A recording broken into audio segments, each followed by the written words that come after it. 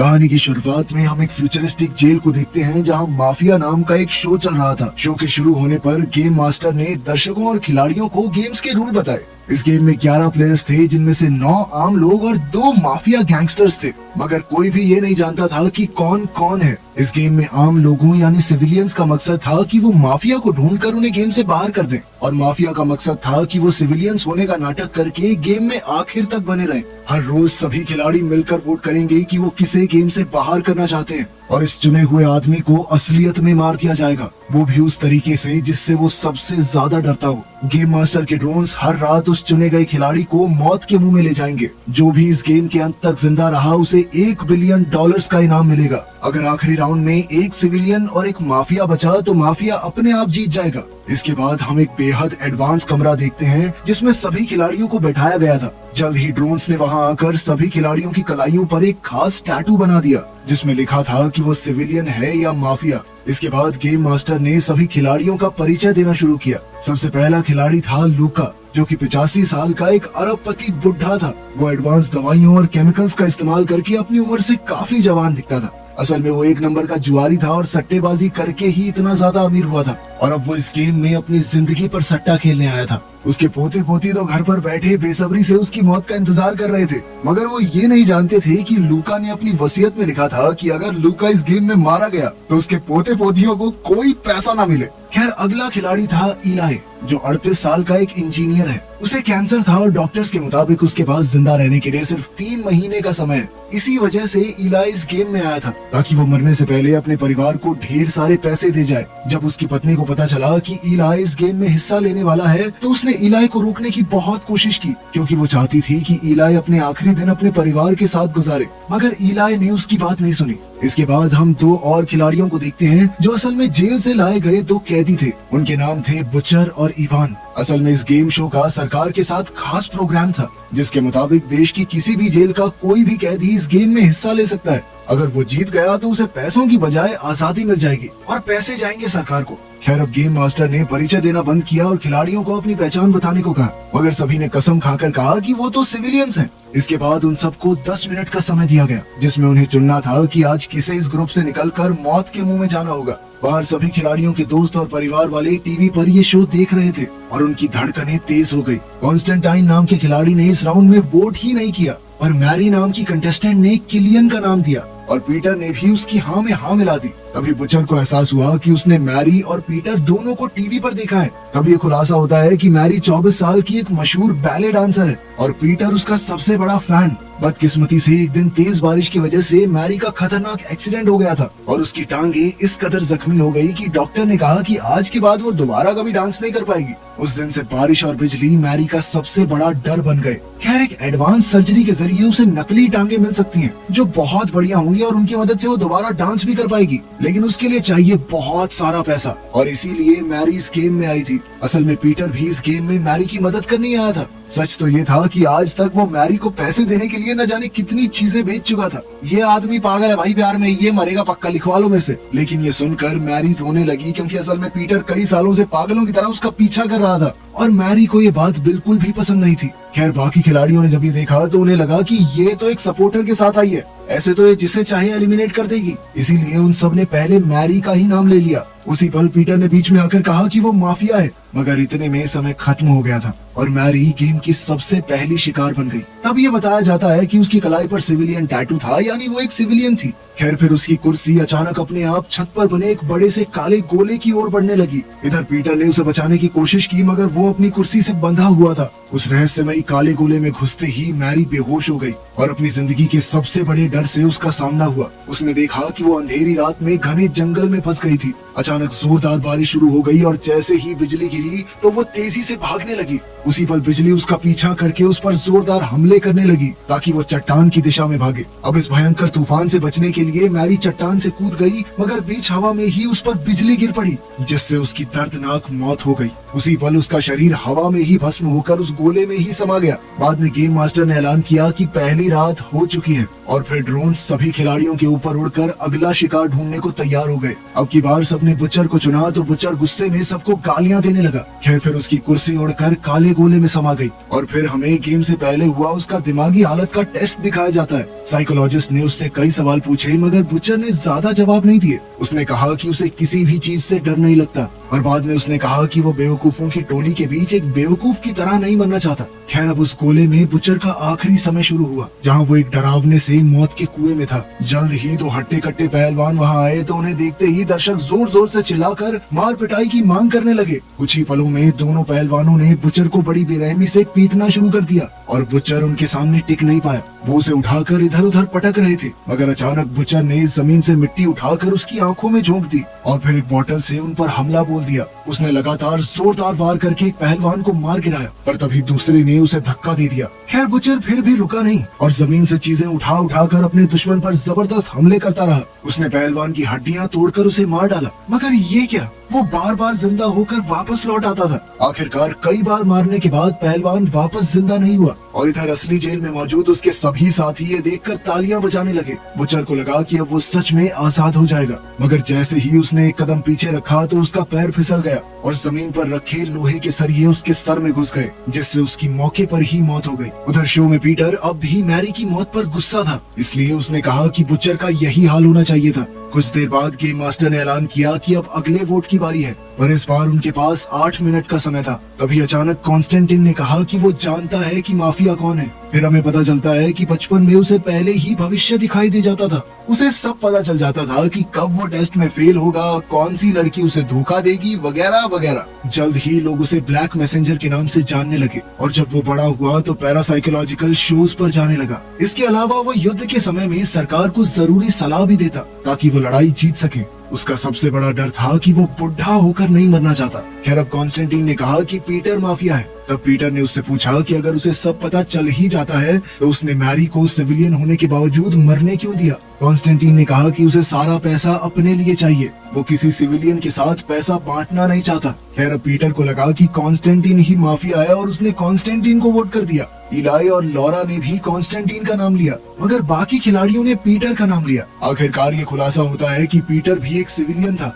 यानी कॉन्स्टेंटीन ने झूठ कहा था। इसके बाद हम पीटर की दिमागी हालत का टेस्ट देखते हैं जिसमें उसने कहा था कि उसे मैरी को खोने के अलावा किसी चीज से डर नहीं लगता। पर जब साइकोलॉजिस्ट ने उसे सोचने पर मजबूर किया तो पीटर को याद आया कि बचपन में उसे पानी से डर लगता था। फिर जैसे ही पीटर की कुर्सी काले गोले में समा गई तो उसका सामना जिंदगी के सबसे बड़े डर से हुआ। पीटर ने देखा कि वो समुद्र के बीचों बीच एक कश्ती में था। पीटर तुरंत चप्पू चलाकर आगे बढ़ने लगा ताकि वो आइलैंड तक पहुंच जाए मगर अचानक उसकी नाव में छेद हो गया और जैसे ही उसने छेद को ढकने की कोशिश की तो उसका हाथ कट गया। इसी कारण उसका खून समुद्र में घुल गया और खून की सुगंध पाते ही शार्क्स वहां आ गई। पीटर काफी घबरा गया और फिर से चप्पू चलाने लगा मगर अब धीरे धीरे उसकी कश्ती में पानी भर रहा था। तभी अचानक उसने चप्पू से एक शार्क पर हमला करके उसे मार डाला। जल्द ही बाकी शार्क्स उस मरी हुई शार्क को खाने में लग गई और इसी मौके का फायदा उठाकर पीटर पानी में कूदकर आइलैंड की ओर तैरने लगा मगर अचानक उसने देखा कि आइलैंड अपनी जगह से गायब हो गया था और जल्द ही शार्क्स वहां आकर उसे खा गई।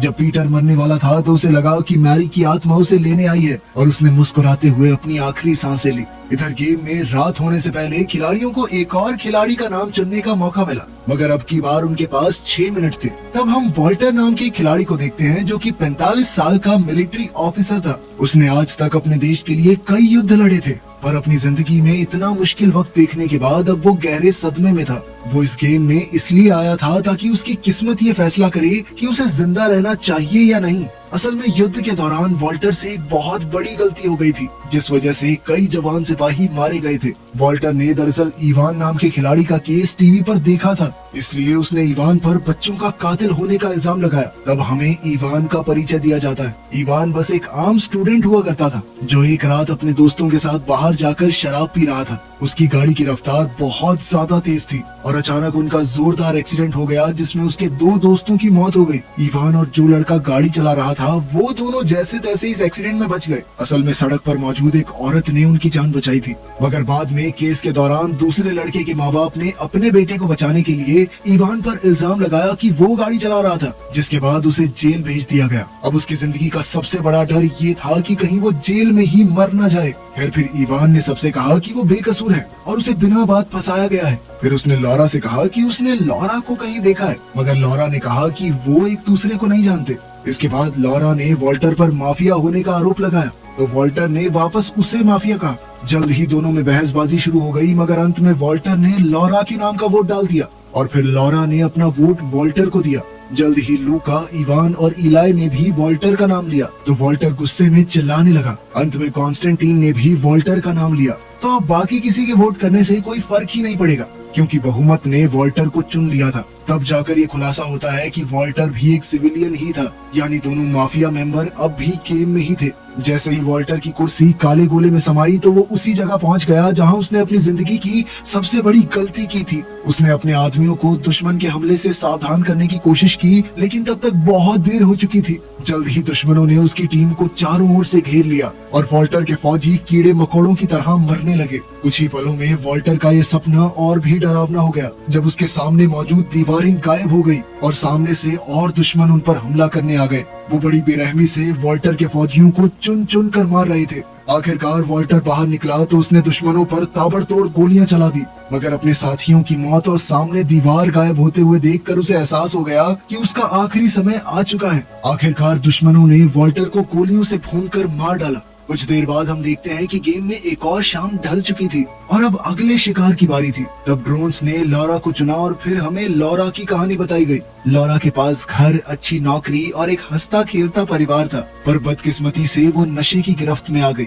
और उसकी हालत काफी बिगड़ गई। उसने अपने पति को भी अपनी कोई मदद नहीं करने दी। फिर जल्द ही उसके बेटे की मौत हो गई और उसका पति उसे अकेला छोड़कर चला गया। अब वो बिल्कुल अकेली रह गई थी। फिर उसने कहा कि उसे सबसे ज्यादा डर ऊंचाई से लगता है। लॉरा ने बताया कि उसने पूरे 8 साल तक घर से बाहर कदम नहीं रखा, पर एक रात जब वो सड़क किनारे थी तो उसके सामने एक घिनौना एक्सीडेंट हुआ। तब ये खुलासा होता है कि लॉरा ने ही इवान और उसके साथी की जान बचाई थी। साथ ही उस लड़के के माँ बाप ने लॉरा को कोर्ट में झूठी गवाही देने पर मजबूर किया था। ये सुनकर इवान के होश उड़ गए, मगर फिर भी उसने लॉरा को माफ कर दिया, क्योंकि अब सच सबके सामने आ गया था कि वो बेकसूर है। आखिरकार गेम में ऐलान हुआ कि लॉरा भी एक सिविलियन थी। जब उसकी कुर्सी काले कोले की तरफ जा रही थी तो लॉरा ने इवान से कहा कि वो उसकी जीत की कामना करेगी। आखिरकार उस गोले में लॉरा ने देखा कि वो एक प्लेन पर थी, जो कि एक डरावने काले बादल की ओर बढ़ रहा था। जल्द ही इस अंधेरे बादल ने प्लेन पर हमला कर दिया, जिससे प्लेन को काफी भारी नुकसान हुआ। प्लेन के कई पुर्जे टूट गए और छत गिरने लगी।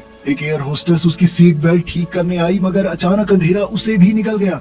धीरे धीरे प्लेन के सभी हिस्से टूटकर गिरने लगे और आखिरकार लॉरा भी मौत के मुंह में गिर गई। इसके बाद खिलाड़ियों को अगला इंसान चुनने के लिए 4 मिनट का समय दिया गया। कॉन्स्टेंटीन ने तुरंत इवान का नाम लिया, जिससे वहाँ बहस शुरू हो गई और इसी दौरान इलाई को एहसास हुआ कि शायद कीरन और केट एक दूसरे को जानते थे। कीरन ने कहा कि कॉन्स्टेंटीन माफिया है, पर इवान ने इलाई का नाम लिया। इस वक्त सभी खिलाड़ियों के बीच मतभेद हो रहे थे। कॉन्स्टेंटीन, इलाई और लूका ने इवान का नाम लिया, जबकि केट और कीरन ने कॉन्स्टेंटीन का नाम लिया और इवान ने इलाई को वोट दिया। अब रूल्स के मुताबिक चुने गए खिलाड़ी को सबसे ज्यादा वोट्स मिलने चाहिए, इसलिए ये ऐलान हुआ कि एक बार फिर से वोटिंग होगी। इस बार लूका ने अपना वोट बदलकर कॉन्स्टेंटीन को दे दिया और बाकी चारों ने पहले की तरह ही वोट किया। उसी समय कॉन्स्टेंटीन ने अपने आप को वोट देकर सबको हैरान कर दिया। शो में ये पहली बार हुआ था कि किसी ने अपने आप को वोट दिया था। आखिरकार ये खुलासा हुआ कि कॉन्स्टेंटीन ही माफिया था। इसके बाद जब वो काले गोले में पहुंचा तो उसने देखा कि वो सीढ़ियों से नीचे जा रहा था। फिर अचानक एक आदमी उससे टकरा गया और उसे दादाजी कहकर पुकारा। ये शब्द सुनते ही कॉन्स्टेंटीन गुस्से से भर गया, मगर जल्द ही वो जोर से खांसने लगा और तभी उसके सामने कई शीशे आ गए, जिनमें उसने देखा कि वो तेजी से बूढ़ा हो रहा है। अब उसके लिए सीढ़ियां उतरना बेहद मुश्किल हो रहा था। मगर जैसे ही वो अपने आखिरी समय तक पहुंचा तो अचानक कॉन्स्टेंटीन जोर जोर से हंसने लगा। उसने कहा कि मैंने चीटिंग की है। सच तो ये था कि उसे बुढ़ापे से मरने से बिल्कुल डर नहीं लगता था, बल्कि ये तो उसके मुताबिक सबसे खूबसूरत मौत थी। फिर आखिरकार एक और शाम ढली और अब ड्रोन्स ने अगले खिलाड़ी को चुना। उन्होंने इवान को चुना, पर फिर ये पता चला कि वो भी एक सिविलियन था। उसे जाते देख केट की आंखों में आंसू आ गए, मगर इवान ने कहा कि उसे मरने का कोई गम नहीं है, क्योंकि अब ये साबित हो चुका है कि वो बेगुनाह है। जाने से पहले उसने अपनी माँ से कहा कि वो उनसे बेहद प्यार करता है और फिर उसने एक अच्छा बेटा ना बन पाने के लिए उनसे माफी मांगी। अंत में काले गोले में पहुंचकर उसने देखा कि वो एक जेल में था, जहां गार्ड्स उसे सजाए मौत के लिए ले जा रहे थे। तब इवान ने अपने मन में सोचा कि वो अपनी माँ के साथ एक बीच पर है, लेकिन तभी अचानक गार्ड्स ने उसे गोलियों से भूनकर मार डाला। अब इस खेल में सिर्फ 4 लोग बाकी थे, जिनमें से एक माफिया था। इस बार उनके पास वोट करने के लिए सिर्फ 2 मिनट का समय था और जल्द ही इसे लेकर उनमें बहस छिड़ गई। इलाई ने कहा कि कीरान और केट बॉयफ्रेंड गर्लफ्रेंड है और तब हम कीरान की कहानी देखते हैं। कीरान एक जवान लड़का था जो अपने दोस्त के डेयर देने पर इस गेम का हिस्सा बना था। फिर गेम शुरू होने से एक दिन पहले उसकी मुलाकात केट से हुई और केट को उससे मिलकर न जाने क्यों इतना अच्छा लगा कि उसने अपनी जिंदगी के सारे राज कीरान के सामने रख दिए। उसने कहा कि उसे ऊंचाई, रेगिस्तान और सपनों से बेहद डर लगता है। फिर उसने बताया कि वो एक अनाथालय में पली बड़ी थी, इसलिए उसे लगता था कि इस दुनिया में उसकी रक्षा करने वाला कोई नहीं आएगा। खैर सच तो ये था कि केट और कीरान दोनों ही नहीं जानते थे कि वो गेम में दोबारा मिलने वाले हैं। खिलाड़ियों की बहसबाजी काफी देर तक चलती रही और अंत में समय खत्म हो गया। अब कंप्यूटर ने अगला खिलाड़ी चुना तो केट का नाम सामने आया। अब उसकी कुर्सी खुद ब खुद काले गोले की तरफ जाने लगी, मगर उसी पल कीरान भागकर उसकी कुर्सी से लटक गया ताकि वो दोनों एक साथ उस गोले में समा जाएं। खैर गोले में घुसते ही उन दोनों ने देखा कि वो दोनों कांच की जमीन पर खड़े थे और उनके चारों तरफ भयानक तूफान मंडरा रहा था। उनके एक कदम आगे बढ़ाने पर कांच टूट जाता था तो अचानक कीरान केट की तरफ दौड़ा और फिर वो दोनों मिलकर एक साथ दौड़ने लगे और उनके पीछे कांच की जमीन तेजी से टूटने लगी। अचानक उनके पैरों तले भी जमीन टूट गई और वो सीधा एक काले रेगिस्तान पर जा गिरे। उसी पल उन्हें एक चट्टान के ऊपर रोशनी का ट्रायंगल दिखाई दिया तो उन्होंने इसका पीछा करने का फैसला किया। जैसे ही वो आगे बढ़ रहे थे तो उनके पीछे की चट्टानें बड़े बड़े सांपों में बदलने लगी। ये सांप उनका पीछा करने लगे तो वो दोनों बहुत तेजी से दौड़े, लेकिन फिर अचानक उनके सामने एक भयंकर मॉन्स्टर आ गया। ये असल में कीरान के डर का नतीजा था, क्योंकि अब वो केट को खोने से सबसे ज्यादा डरता था। अब कीरान ने केट को छुपने को कहा और खुद मॉन्स्टर पर पत्थर फेंककर हमला करने लगा। जैसे ही वो मॉन्स्टर रोशनी के त्रिकोण के सामने आया तो अचानक उसकी रोशनी से उसका शरीर जलने लगा। तभी कीरान की नजर मॉन्स्टर के गले में लटक रहे दूसरे त्रिकोण पर पड़ी। अब वो तेजी से दौड़कर मॉन्स्टर की टांग पर चढ़ा और उसके गले से त्रिकोण चुरा लिया। अब उसने उसी त्रिकोण की मदद से रोशनी को मॉन्स्टर की तरफ डाइवर्ट करके उसे जलाकर राख कर दिया। इसके बाद उन दोनों को एक पत्थर दिखाई दिया जिस पर चेहरे बने हुए थे और उसकी एक आंख में त्रिकोण लगा हुआ था। अब उन्होंने मॉन्स्टर का त्रिकोण दूसरी आंख में लगा दिया तो अचानक वो पत्थर हिलने लगा और उसके सामने एक रास्ता बन गया जो सीधा एक घर को जाता था। जब वो उस घर में पहुंचे तो केट ने देखा कि ये वही अनाथालय था जहां वो बड़ी हुई थी। उसने देखा कि उसकी माँ उसे एक औरत को सौंपकर जा रही थी। तब ये खुलासा होता है कि केट को ये बात जानने का भी डर था कि उसके माँ बाप आखिर उसे क्यों छोड़कर चले गए। अब कीरान ने उसे याद दिलाया कि ये सब सच नहीं है, उसके माँ बाप ने क्या किया इसमें उसकी कोई गलती नहीं थी। तभी अचानक उनके आसपास की सभी चीजें टूटने लगी और अंत में वो दोनों गेम मास्टर के सामने खड़े थे। इसका मतलब ये था कि अब गेम में एक सिविलियन और एक माफिया बचा था। अंत में विजेता घोषित करने से पहले शो में एड आ गई। तब गेम मास्टर ने बताया कि कॉन्स्टेंटीन उसके लिए काम करता था और वो कीरान और केट का इस्तेमाल करके इस गेम को खत्म करने का तरीका ढूंढ रहे थे। गेम मास्टर ने कहा कि वो दोनों अभी भी उस सपने में कैद हैं, लेकिन दर्शक अब खिलाड़ियों को मरते हुए देखकर थक चुके हैं, इसलिए उसने अब ऑडियंस को कीरान और केट का प्यार दिखाने की सोची। आखिरकार गेम मास्टर ने गेम में हिस्सा लेने के लिए उनका शुक्रिया अदा किया और उन्हें आजाद करके शो से बाहर भेज दिया। कुछ समय बाद हम देखते हैं कि इलाई अपने घर लौट आया था और उसने अपने परिवार को बताया कि वही आखिरी माफिया था, यानी वो गेम जीत चुका था।